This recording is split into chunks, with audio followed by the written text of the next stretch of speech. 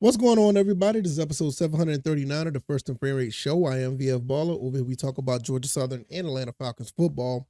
And I have my Georgia Southern attire on, but we're going to talk about Atlanta. We're going to talk about the Falcons again because Georgia Southern has some more transfers that came in, which we will talk about them on the next episode. But I want to talk about the recap and aftermath of the 2023 season.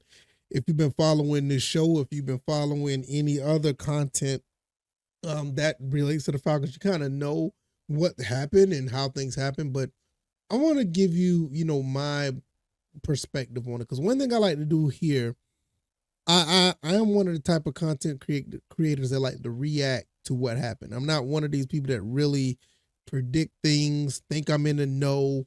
I think this channel and this show thrives on the fact that we don't know everything, so we can actually give some real perspective to things that actually happen, instead of just trying to have a hot take and just to get people all riled up. I understand that's how YouTube and Rumble works, and social media works in general, but I like to talk about the facts instead of just putting stuff out there. So there's a lot of stuff that's there to react to, and that's what I like to do. I like to react to things instead of just, like I said, just putting hot takes out there. So if this is your first time here, welcome. I can be found on YouTube and Rumble. I'm also on Anchor, Spotify, Apple, and Google Podcasts. This episode will be up in the mornings now. I think I did the mornings before. Usually I try to put these episodes up at night, but I feel that these episodes are more people listen to the episodes in the morning, and I really appreciate everybody who do that. And it's really cool that people wake up in the morning and listen to the show. That's really awesome. I can also be found on X or Twitter at VF Baller. The website is firstandframerates.com. And if you want to support the show, PayPal and CashApp links are below. You can check those out as well. They're in the description. Let's go ahead and get into this. All right. The Atlanta Falcons, they pretty much did a pretty good, thing in the beginning of the season. And the pretty good thing is they won some games. They won the first two games.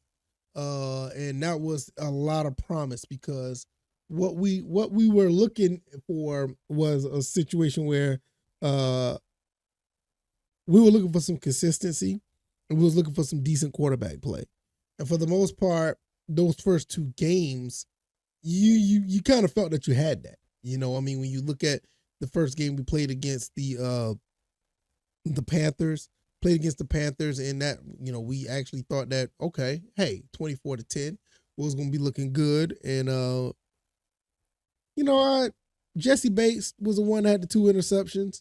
And, like I said, Desmond Ridder, which all of this is pretty much going to circle around for various reasons, he looked pretty decent. He didn't look too bad at all. I mean, you look at the situation with him, he threw 15 for 18, 115 and a touchdown, and you're like, oh, okay. It's kind of like more of the same. And then so you go into the next game against the Packers, same thing, 19-32, 237, one touchdown, one interception. It was a comeback win. We had 13 unanswered points in the fourth quarter, and it looks like everything was good. Those first two games were looking pretty nice. Bijan Robinson had over 100 yards. The defense, they bend but don't break at the end of the game. I think they had the Packers down for like 6 straight 3-and-outs or something like that. And you thought everything was moving in the right direction. But one thing about this team, and even with the coach Arthur Smith tenure, we never won 3 games in a row in the 3 years he was here. And it ended up, it was kind of like a downfall of the season, but we kept bouncing back. So it was kind of weird, because the Lions and the Lions and the Jaguars game, those two games were like really bad. Even if you look at the way that the games played out, the Lions only beat us 20-6. And people say, oh, yeah, that looks pretty bad. But you got to understand, there's 2 touchdowns. So it, and in this situation, I think Desmond Ridder turned the ball over a couple times there. And I'm not about to go through every game and just recap off the ripper on that, but it was just, that's just what it was. The turnovers, and all this other stuff was not really good in the game. I mean, he threw for 201 yards, not too bad. Jared Goff threw a interception as well, but you kind of see how things were going at that point. We didn't look as solid as we thought we would. Even Bijan Robinson only had 33 yards on 10 carries. Defense was all right, but it's just the offense was just inept. Falcons and Jaguars, this game was in London. This is where things really start to fall apart. 2 interceptions for Desmond Ridder.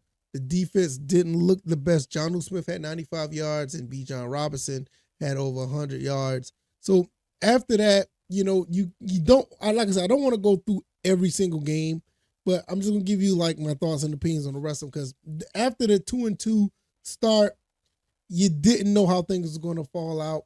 Texans, we beat the Texans. I think that was a 300-yard game by Desmond Ridder. Then the Commanders, it just goes back and forth. We play against Commanders. Desmond Ridder threw for like he threw for 307, but he had 3 interceptions. It's the same thing. Like the Falcons' whole situation against the Buccaneers the following game.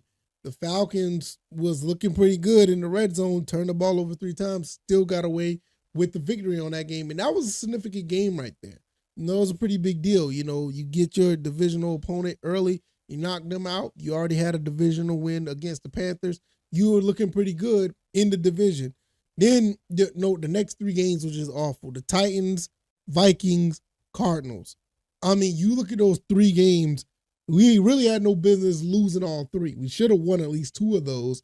Kyler Murray comes back and beat us. Josh Dobbs, why would I even want to talk about that? That was just horrible. And that's when people just start to lose faith in the team. Hated rival Saints come into town. I think that was at the 50-year hip-hop game. That was a great, great atmosphere. Saints end up going down against our Falcons. We end up going in there and beating them up in our stadium 24-15 when we thought we right the ship. And on top of that, the following week, we go up to the Jets, play against the Jets in New Jersey, 13-8. It was a sloppy game, but we ended up winning that one as well. But like I said, this tenure of Coach Arthur Smith, we never won 3 games in a row. In the 3 years he was here, had a chance to do it against the Buccaneers, and you saw what happened there. The Falcons lose to the Buccaneers 29-25. We pretty much had that game it wrapped up, but for some reason we could not stop Baker Mayfield at the end of the game. And it was really disheartening how they end up, beating us. I mean, even in that game, Desmond Ridder threw for 347, and Drake London did everything he could, to win that game. Straight monster game for him, 10 for 172. But we just couldn't stop these guys in the fourth quarter. If we could have got that stop, could have won that game and really could have took control of this division. But ever since then, everything went downhill. I don't even want to talk about the Panthers game. The interception heard around the world. You thought things could have got bad when Mariota did the tuck and roll in Charlotte last year, the year before that. But no, that interception that Desmond Ridder threw was one of the worst. I mean, it was absolutely horrible. And he ended up getting benched. That was the second time, because he got benched around the Titans game. So, and then even then, they gave us a glimmer of hope when we played against the Colts. And the Colts, 29-10, we could have won that game. I mean, we did win that game. Looked pretty good. The Colts game was probably the best game that we had this entire season. Maybe the Saints-Falcons game, maybe when we played, when the Saints came to Atlanta on November 26th, maybe. But I want to say that Christmas Eve game was probably the most complete game the Falcons played. That was their best game of the season. Then we go up to Chicago, and they got beat up. I mean, they really did. And the last game of the season was that sealed Coach Arthur Smith's fate, was the 48-17 game. And that's pretty much the recap. We went 7-10 for the 3rd straight year. And this 7-10 looked way worse than the first 2 7-10s. You kind of understand where you were at the first 2 seasons. This season was the first season where you were supposed to win 10+ games. And the schedule and the roster was set up for that. But, at the end of the day, when you have a quarterback, I mean, it is what it is. People want to say, it's this, that, and the third. But no, when you have a quarterback that just was not, was not in, on point to do what he's supposed to do, he just was inept. He didn't even throw for 3,000 yards this season. At 12 touchdowns, 12 interceptions, QBR 39.9. What can you say? You know what I mean? It was just, it was bad. And then when you look at the last game when he did play, you look at the game, it don't look bad. 22 for 30, 291, 2 touchdowns, 1 interception.